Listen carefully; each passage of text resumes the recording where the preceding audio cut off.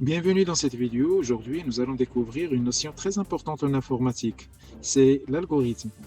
Depuis les travaux du grand savant Al-Khwarizmi, l'algorithme est devenu la base de toute programmation.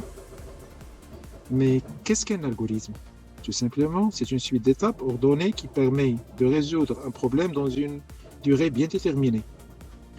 Dans cette leçon, nous allons apprendre qu'est-ce qu'un algorithme, voir des exemples simples et apprendre à l'utiliser facilement.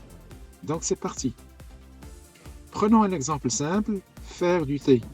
On commence par chauffer l'eau, ensuite on met le thé dans l'eau chaude, après cela on ajoute du sucre selon le goût, enfin on boit le thé. Cet exemple nous montre que pour obtenir un résultat, il faut suivre des étapes dans un ordre précis. Conclusion, un algorithme est une suite d'étapes organisées, les étapes doivent être respectées dans l'ordre, à la fin on obtient un résultat.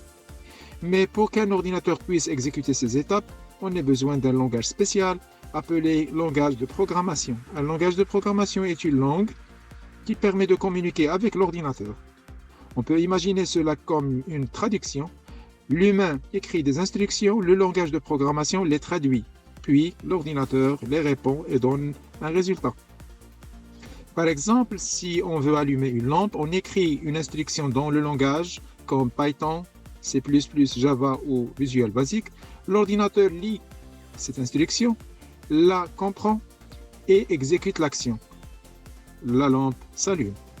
Conclusion, un algorithme est une suite d'étapes et le langage de programmation permet d'écrire ces étapes pour l'ordinateur.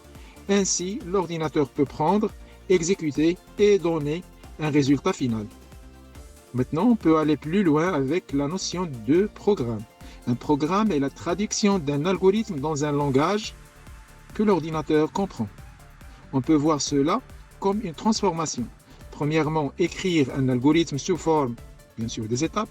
On utilise un langage de programmation pour traduire ces étapes. Enfin, on obtient un programme que l'ordinateur peut exécuter pour produire un résultat. Par exemple, pour faire du thé, l'algorithme est chauffer l'eau, ajouter le thé, puis ajouter le sucre.